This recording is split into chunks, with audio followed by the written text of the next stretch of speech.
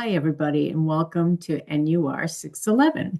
This course is the integrated 3Ps course, so health assessment, pathophysiology, and pharmacology. I'm sharing my screen now, and the course is up, and this is, of course, my view as the instructor. So your view might look a little bit differently, but I just wanted to show you. Within the course, the best first thing to do is always take a look at the syllabus. Within the syllabus, it goes through the course description, the books, the grading policy, right, the course outcomes, and all of that. So if we take a second to review the syllabus, we can see that the course materials that we have for this, really no required books that you have to get. So there's the APA resource. And instead of buying that book, what you can do is you can go to this apastyle.apa.org blog. And that there pretty much is very similar to the APA manual. The beautiful part about that, though, is that it has a search box in it. So you can really search for very specific things. And then also, so for this course, to have you buy a health assessment, patho, and farm book, that costs you up to $500, right? So for this course, I thought if you already have a health assessment, patho, or farm book, you can use those. Or there's a lot of free resources out there. So what we've done is we've created a library guide that will have some of these free resources there. So if I click on that, let's see if it'll take us to it takes us out of this course. But so this is our library guide that is a companion for our course here. And you can see just starting out, it gives us some suggestions about how to search for articles, library essentials, looking at databases, which will be important for your case studies. And the one that says, or guideline for nursing practice. So that'll be the one where you can really go in and look about the guidelines for each kind of condition you might be doing a case study on. So find books and more, you can go in here and you can see that for health assessment, there's a free textbook, medical surgical nursing and clinical nursing skills, and pharmacology. There's all these resources here. As far as pathophysiology goes, what you can really do is go to the library and search out pathophysiology of any condition, and it'll bring it up for you.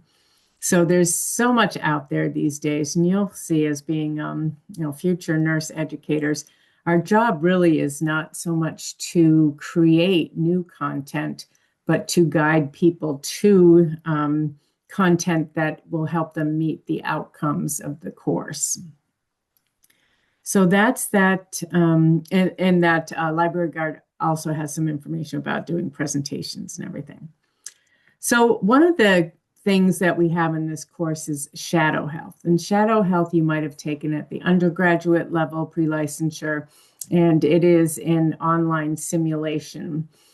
So there's some information here about shadow health, and there's also information under the Getting Started tab. There's technical requirements there, how to access it, legacy access. You can access it as long as you have access to your school email account.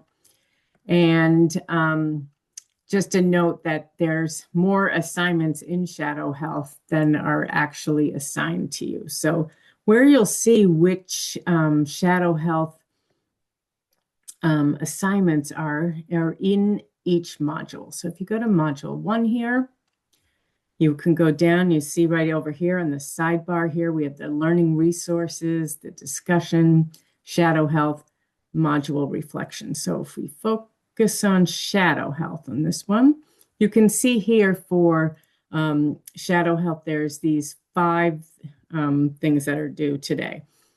This is an orientation. This is an orientation. Concept lab. These are all kind of pass or fail kind of things. And then the health history and the physical exam of the head, ears, eyes, nose, and throat. Those are the two graded shadow health. But these you have to do as well, just so you know how to use shadow health. So the first thing really is to go and click on one of these assignments. And once you've clicked on these, it'll bring you to shadow health. And that's when you'll be asked to get an account. So, and it always asks you about cookies, accept all cookies. And you'll go in here and you'll see this. This is our course here, Advanced Health Assessment, October 2025.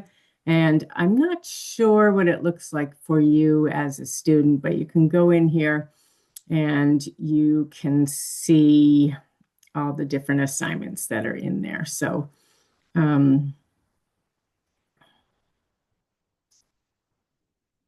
this was the one that we clicked on for, I can't remember which one we clicked on, but let's return to here. So we had clicked on the digital clinical experience orientation. So that brings us to this here. And then here are the activities associated with that. So once you first click on here, you'll be queued to start up an account and also to pay the amount for the membership to Shadow Health. So once you do that for the subsequent modules in Shadow Health, you won't have to do that again. It'll bring you right to those. So really in this course, if we look at go back to the syllabus and we look at the course learning outcomes, let me scroll down to those there. So we have demonstrated advanced assessment skills. That will happen in Shadow Health. We have demonstrate professional caring and behaviors that respect cultural, ethical, spiritual preferences of patients and families. That happens in Shadow Health where there is the empathy questions that you're supposed to ask. Synthesize and prioritize data to inform effective practice decisions. That's going to happen in Shadow Health when you diagnose and come up with a plan. It'll also happen in the case studies in this course. Propose strategies to reduce healthcare risk. Those will happen in both the Shadow Health and the case studies. Collaborate with team members to develop evidence-based and person-centered resources. Those will be that'll happen within our case studies that we're going to do. Incorporate the best available scientific evidence and clinical guidelines. That will happen in Shadow Health when you're, bringing together all the assessment data and then diagnosing and coming up with a plan. It'll also happen when you do your case studies and you're saying, okay, this is the diagnosis I think this is. Let me go to those clinical guidelines and find out what the plan of care is. Okay, and then demonstrate clinical reasoning. That'll happen in both, and engage in reflective practices. So that will happen within Shadow Health. There's a questionnaire at the end of each of the modules. So that's where your reflection will happen. And then also what I'd like to do is have us have our discussions be a reflection time. And so for those discussions there, we'll talk about that a little bit more, but that's where we can go and we can kind of debrief a little bit. Okay, so if we go down, we're looking at this a little bit more. We can see the course grade breakdown. We have discussions are 20%. Shadow Health is going to be 40% of your total grade, and the assignment, case studies, and our final grand rounds is 40% of the grade. And then in this section, we have the class participation, and it goes over the different types of how the specifics for that breakdown. So there's all the Shadow Health. Here's the hours that you can expect that each of these Shadow Health assignments are going to take. And for this course will be a 1 unit practicum or a lab, 1 unit lab, and 2 units that will be kind of didactic. So this is the lab time. And that's when we're thinking about, if you want to go on for your DNP, it's really required that you have about 500 practicum hours before you go on for your DNP. So this course would give you about 35 hours of simulation. So that's really great that we'll have those hours in here. So the American Association of Colleges of Nurses and as the parent organization for our accreditor, CCNE, does say, that you can use simulation for some of your practicum hours. So it can't be more than 50%. Really, state boards of nurses really dictate for undergraduate programs how many practicum hours you can use, not so much for graduate programs. So then in module 2 through 6, we're going to have some case studies that you're going to work with your classmates. Nursing grand rounds will be an independent assignment. So for the dogs barking in the background. And then here you can see for the class schedule, this is really a great place for you to go and look and see what's happening each week. And so we have that class schedule there. You can see each module will start on a Monday, end on a Sunday. And right now I have up until module 4 open for you guys to look at. We have a student that will be working with us and developing a little bit of module 5. So I haven't opened up yet, but the cadence of each week will pretty much be the same. Okay. So the other thing where you can see where things are due, if you go into the course schedule here, you can see what's due in the next 7 days. So that will come up for you. And if you click on the full schedule there, you can see what's due. Almost everything's due on Sunday. Whatever I have in here for August. Okay, so the shadow health modules, I have to go and fix those dates there. But you can see everything else is pretty much Sunday. I'll change those shadow health assignments. So those are Sunday, so you can go in and you can really look at this course schedule here. So what you're going to do, if you haven't already, hold on one second, let me get this dog out of here.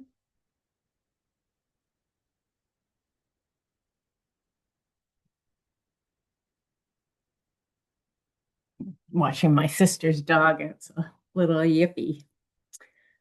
So in the getting started module over here on the left, you can see it just goes through steps for success, what to do. And I hope you've had time last week to do a lot of this. It just says how, each of what the Brightspace course layout looks like. So we have the learning resources, discussion, submissions in here. There's information about shadow health in here. So you can go and look in information about me, information about technology here. There's the shadow health information. If you are new to Padlet, we might use that. So there's information about Padlet in there and just some refreshers about Brightspace and Zoom. Okay, so if I go back out of this, the first thing you were supposed to do was the intro. So I see a lot of you have already done that, so that's great. And then this week is the module 1. And what we're going to be doing is pretty much a lot of the orientation for shadow health. There's a sequence of tasks that you'll notice right here in each module in the introduction that are really helpful. So like this one will say, the first thing you should do is complete the getting started module. The introduction discussion link is right there. Complete the shadow health orientation modules. Review the course learning resources. Submit your initial discussion post by Wednesday. complete the shadow health assignments. Those are Sunday. And then responses to the discussion post are also due on Sunday. And then there's feedback that really appreciative as you're going through these modules. There's a space, a discussion space at the very end of the modules. It'll say be epiphanies and muddiest points here. It's set up like a discussion post, but if you could go into those and just let me know how, this module went for you, so that in future iterations of the course, I can change anything that wasn't clear. So you can see here for the learning resources, we have the Shadow Health Student Handbook. And if you go into Shadow Health on the first page, that handbook should also be available right there. So you can download that and take a look at that.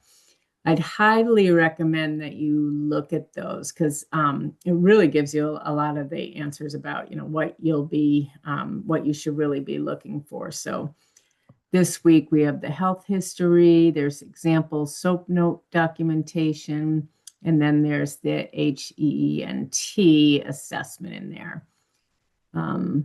So it'll tell you about, ask what you should do for those shadow health assignments, how much time it's going to take. And really here it goes over kind of the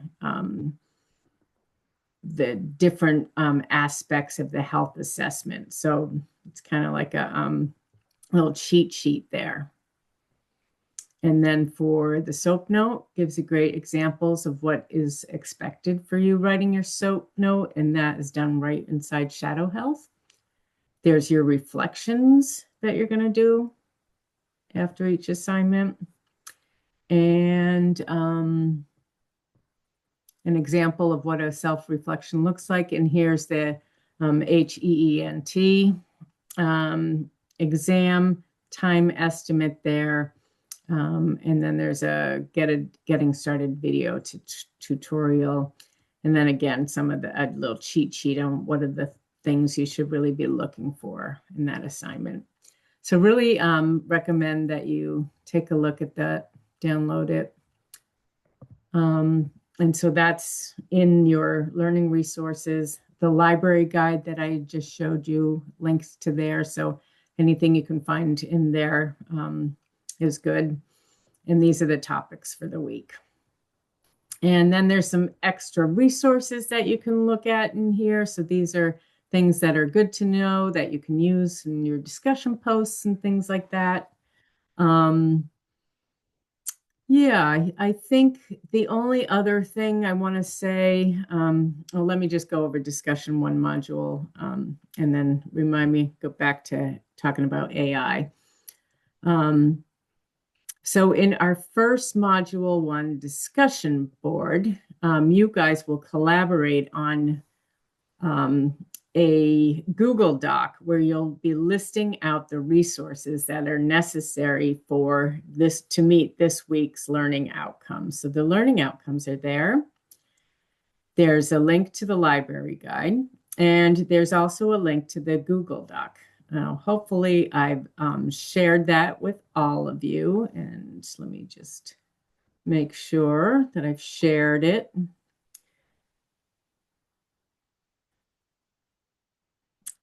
Anyone with the link can edit it. So sometimes I will click on this where it says anyone at University of Maine with the link can edit it. So if you're not in your USM account, your maine.edu account, and you try to access some of the resources for this course, switch to, your Google browser, I think is the best. That's really recommended. And sign in with your maine.edu account. Make sure, just go up to your little avatar, your picture, and make sure you're signed in to that Google account, and then you should have access. If you don't, please feel free to send me an email or a text, and I can make sure that I've opened this up so you can really go in and edit it. So this is the learning resource for Module 1. What I have you do in here is everybody go in and look at these module learning outcomes for this first module. and say, okay, what resources, if I was teaching this course, what resources would I have to give my students so they could meet this outcome? So I set up a little table here, and see most of you have already gone in. It looks like you all have. You're awesome. And then we'll just have to make sure that we have all of the outcomes met. So I don't see outcome 2 is met. So I think in the discussion board, we'll be talking about that a little bit more. Sorry, I'm talking so fast. I'm trying to make this go a little bit faster. All right, back to our class here. I think I have to go to this and then back. Yeah, then we get back to the class here. And the only other thing was the assignment. So the only assignment for this week are the shadow health. I think that's enough. You've got a lot of them. Other modules, there will be case studies due, but not for this module. All right, so I'm going to stop sharing. Anybody have any questions? Jesse, you have anything? Jesse says, for our first post, are we just including what's in the Google Doc? Yes, so we'll post that. Thanks for that question. So might start off our discussion and put the link there. And then what I will say is that we haven't met learning outcome number 2. And I'll take a better look at that Google Doc and see, what other resources might students need to succeed with this module. So really put your hat on as an educator when we're working on this discussion post. Say, okay, what are the input students will need for this? Anything else, Jesse? I'll just come off mute, so that's easier. Yeah. I think that's it. It just doesn't seem like a lot for a discussion post, so I wanted to make sure I'm not missing anything, like the initial one. No, I think we're going to fill in that table a little bit more, but that's it for the first discussion.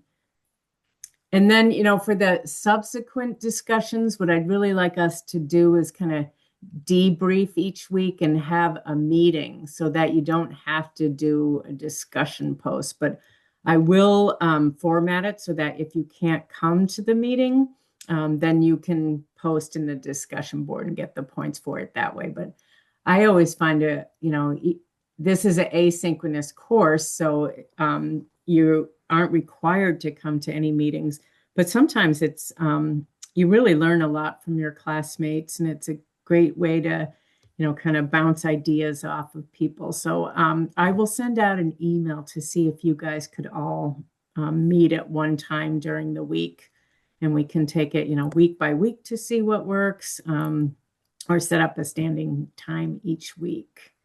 Does that sound like it might be doable? Yeah, definitely. Good, good. All right, anything else? I know that was a lot, so I'm going to post this recording so we can watch it again. Yeah, I can't think of anything else right now. Okay. All right, well, thanks for coming. Yeah, thank you. All right, we'll see you out there in the course. Yes, definitely. Okay, bye. Bye.